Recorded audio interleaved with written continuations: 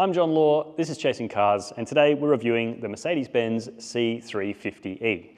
Now, this is the first time Mercedes-Benz Australia has offered a plug-in hybrid version of the W206 C-Class in non-AMG trim. Of course, there's the C63, but this car is a lot more affordable at price parity with the C300 petrol, so $98,200 before on-road costs, which is quite expensive compared to rivals. Now, speaking of rivals, I'm going to let you a little bit behind the curtain today, because if you're a regular Chasing Cars viewer, you may have seen a 3-car comparison test we posted recently featuring the BMW i4, new Audi A5 plug-in hybrid, and the Tesla Model 3.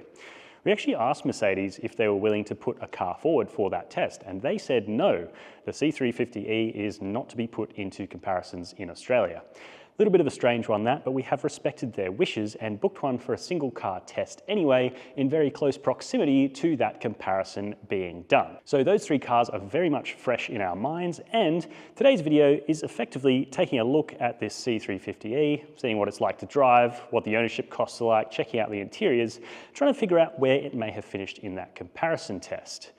My opinion says it definitely wouldn't have won, but by the end of this video, hopefully we'll have a clearer picture of whether or not you should consider this C350e over other C-classes in the range. Leave your comments down below, hit subscribe, and let's get into it. Chasing Cars, honest reviews of your next car. Brought to you by Budget Direct. Let's talk pricing and styling, because this C350e is quite expensive compared to rivals, about 10 grand more than an Audi A5 plug-in hybrid, which has a little bit more power and is also available in a wagon body style. C350e is sedan only, as all C-classes are in Australia, which is a bit of a shame in my book.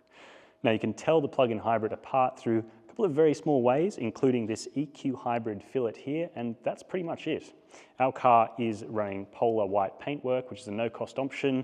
It's a pretty dull choice. There are a lot of metallic choices that are also no-cost options, which is great to see. Of course, the other way you can tell this car apart from just the petrol C300 is the filler flaps on both sides, one for electric, one for petrol, and the one for electric on this car has DC charging compatibility, which is about $1,100 extra.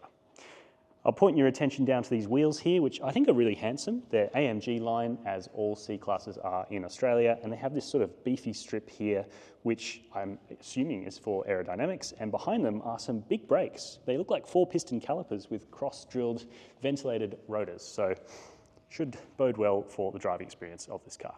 Generally, the C-Class styling is really effective. It's a nice blend of maturity and a little bit of presence. It does still feel like a miniature S-Class, and that's really cool. The proportions are great, and it's nice to see a classic sedan with chrome trim on it, chrome badging, chrome surrounds around the windows, and chrome garnishes down here, which I'm quite a big fan of instead of the gloss black that has become so prevalent today. And it's nice to see that you can still get the chrome on an AMG line car. But unforgivable are these fake exhaust outlets here, which are just blanking plates. And actually, if you look underneath this car, you can see that it does actually have twin exhaust outlets, but they are downward dumps straight in front of where these fake garnishes are. I don't know why you just wouldn't put them all together and actually have real exhausts. Seems really lame to me, actually. Anyway, not so lame. Power tailgate, nice thing to have on a $107,000 car. Less nice is the 315-litre boot space in this plug-in hybrid, which is actually very small. The aperture is quite wide for a traditional sedan. However, there's no storage under the floor, and the rear bulkhead really encroaches on the ability to fit longer items in there. So for me, someone who owns a couple of push bikes, it's really difficult to fit something like that in there, something that's big and bulky and long. Other rivals do it much better, not only with the wagon body styles available in cars like the Audi A5, but also the BMW i4 and 4 Series Grand Coupe have a full-on liftback, which just makes loading items that much easier. For me, there's a lot to like in the C-Class's interior. The C350e is basically the same as all of the other ones.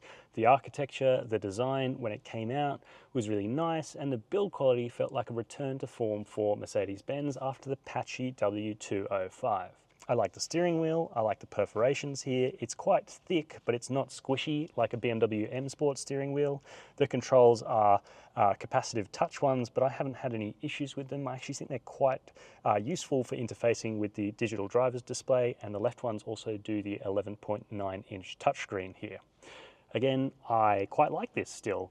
The zero layer setup has, I think, grown on me over time. We did notice wireless Apple CarPlay dropped out quite a lot in Sydney, especially where we have a lot of toll gantries. It seems to be a common issue for a lot of cars, but this was one of the worst I've experienced.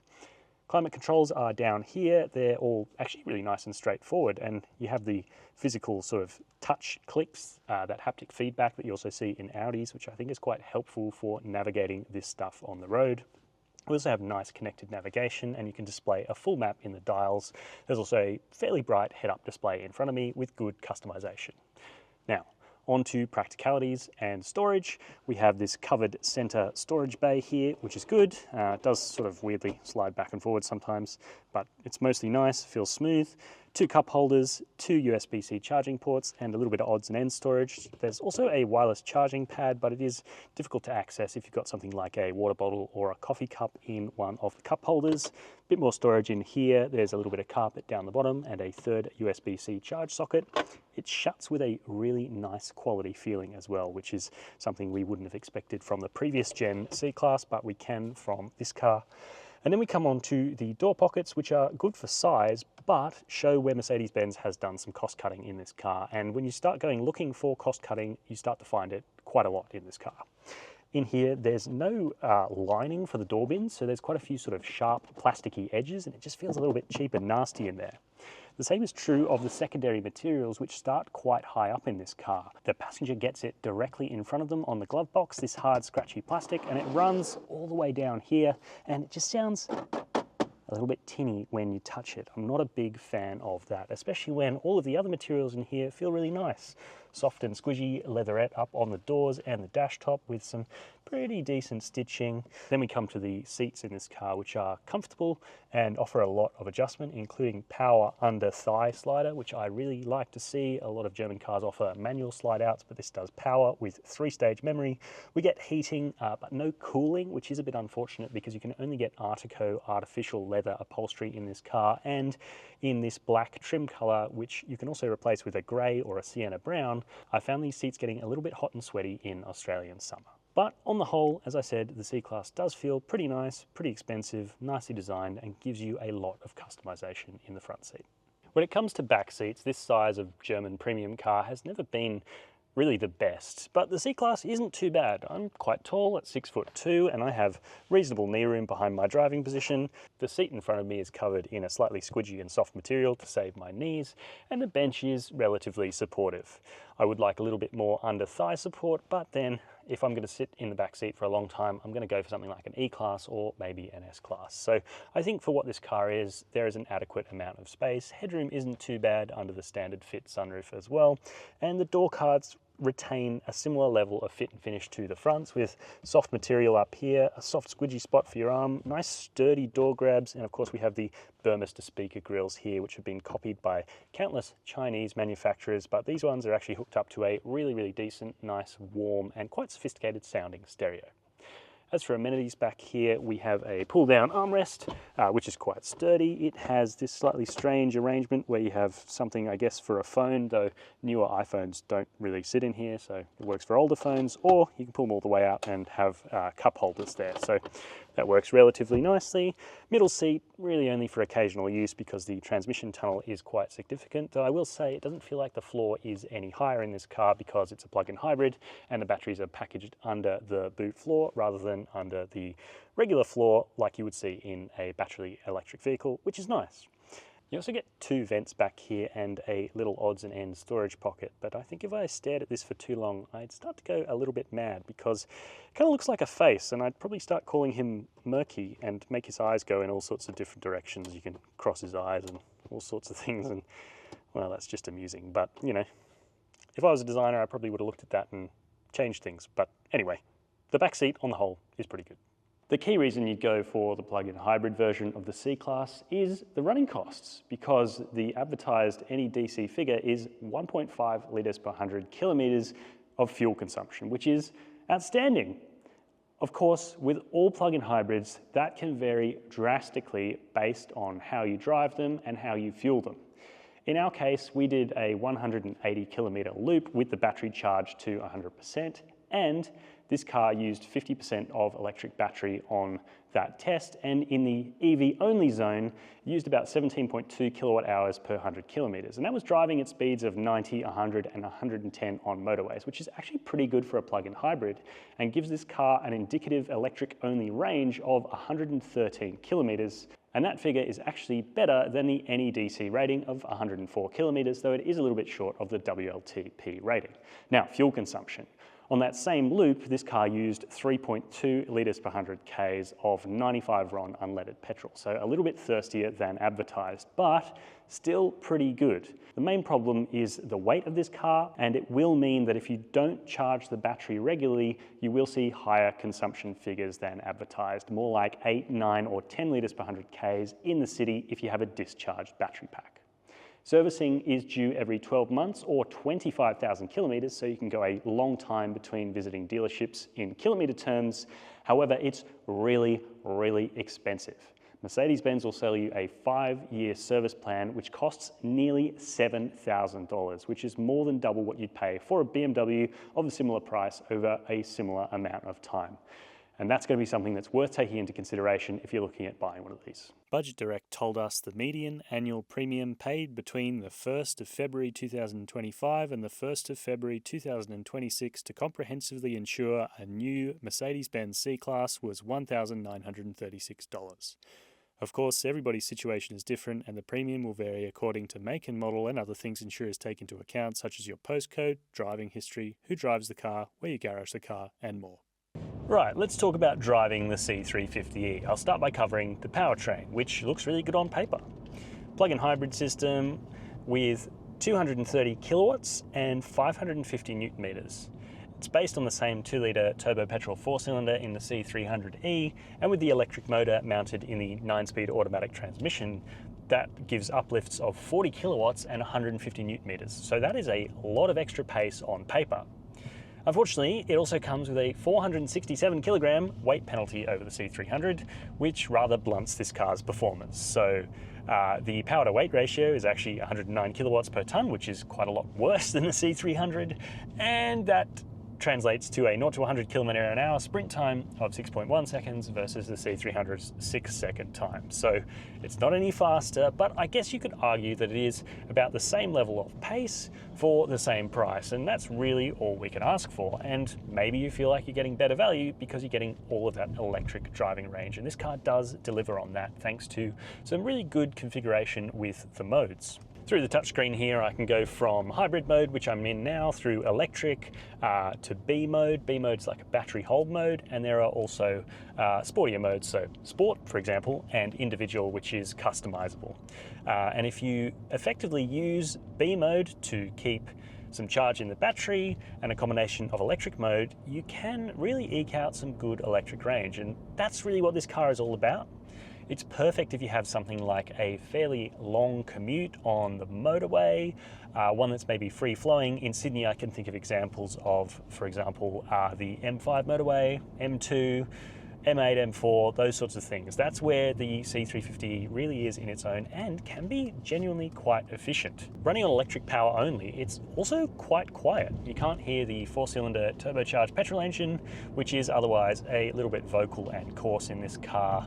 Ride quality is also pretty decent. It is a lot heavier, and I'll come back to how that affects the ride in more extreme cases, but generally speaking, when you're rolling along a smooth, relatively bump-free section of road, the C350e has a nice feeling of maturity, sort of slightly majestic. It feels weighty, heavy, and just relaxing as a driver. So as a daily vehicle, I can see the appeal of a C-Class. C350e trim gives you that plug-in hybrid, extra quietness, and a little bit of extra smoothness when you're on electric motor only. So I do see the appeal there. But the problem with this car, and why it wouldn't have done very well in that recent comparison I mentioned earlier, is because the dynamics are really compromised because of that extra weight. The C-Class isn't a particularly sporty car in non-AMG guys anyway, but the C200 does steer very nicely, very elegantly. Has a lovely turn-in, it rolls in a natural way, and it uses its front-engined rear drive layout to its advantage. The C350e, however, just feels generally disjointed. The steering is nice and responsive, nice and sharp, well weighted, but when you tip it into a corner, you're never quite sure what you're going to get. There, I felt the weight of this car swing the rear end around, but very regularly I feel a lot of understeer because this car really lacks support in the front end. There is a lot of roll, and you'll see in some of the B-roll footage we put up, it almost looks like the front chin of this car is touching the ground, even under normal roll. And I did actually get the front chin to scrape the ground on a country road on a big hit, a big bottom out. You could hear it just graze the tarmac. So yeah, I think adding that extra weight to this car has not helped its composure at all, and that's a shame because, as I said, the basic C-Class is a really nice, really consistent and quite composed recipe that is actually genuinely quite fun and very secure to punt down a country road. A few other issues with the C350e as well extend to some of the control weights and the plug-in hybrid system, which just isn't quite as smooth and as mature as that we found in the Audi A5, which is just seamless. Here you have to wait a little bit for everything to spool up and come together to give you maximum grunt. When it does, it feels pretty full-bodied in terms of acceleration, but that combination of the 9-speed automatic, which isn't super sharp, and yeah, the blended power sources isn't great, but I found the real issue to be the brake pedal feel of this car. It is really mushy on top of the pedal, and yet when you get more into it, it becomes wooden. I had ABS trigger on a fairly straight and otherwise innocuous piece of road, which really shouldn't have caused the ABS to trigger. And also, it didn't recover quickly. It was like an old school anti-lock brake system where it takes away the power from you and can feel quite unnerving. So I think there's a little bit of work to be done there, because obviously the hardware is great. 4-piston calipers, big meaty brake discs with cross-drilled rotors, set up for the Autobahn, but the feel just isn't there. It doesn't feel like a quality product in that sense. And that is a bit of a shame because, as I said at the top, it is a really nice car to drive. Adaptive cruise control works well. It's mostly quite quiet, apart from on some coarse chip surfaces. The safety assistance features don't get in your face. They don't beep and bong. The speed limit assist is genuinely useful, and I haven't been bothered by the lane keep assist in this car enough to turn it off. So it's otherwise relaxing, feels sophisticated and mature. It's just that adding the plug-in hybrid to this car doesn't make it better. Makes it a little bit worse in pretty much every area. And for that reason, if you're looking at a C-Class, we have to say, as we've done before, if you're not going for an AMG version, the C200 is absolutely the one to buy, both on driving experience and value for money. Time for a verdict on the Mercedes-Benz C350e, and it's a bit of a difficult car to recommend this one because although it's price parity with the C300 petrol, that's not a particularly affordable car, and compared to rivals, it's almost 10 grand more expensive before you put on-road costs on. I think that just means you're asking a lot of money for a car that doesn't really offer that much. The plug-in hybrid does bring that 100 kilometers, genuine 100 kilometers of electric-only range and lower fuel consumption than the petrol car, but it comes with a cost of 500 kilograms of extra ballast in the battery and electronical gubbins and that tiny little boot, 315 litres with that really small aperture. It's not a particularly useful car. So for me, I wouldn't just save money and go for the non-plug-in hybrid, though you're not saving money. I'd actually just take a base C-Class and option it up how I'd like. Mercedes-Benz is going to launch a big new vehicle at the end of this year in Australia. You've already seen overseas reviews for the CLA, electric and plug-in hybrid, and I think that is really going to take the fight to the cars that won that comparison. I'd love to hear your thoughts and comments on that car as well as this review. Why not hit subscribe if you haven't done so already? And as always, thank you very much for watching Chasing Cars.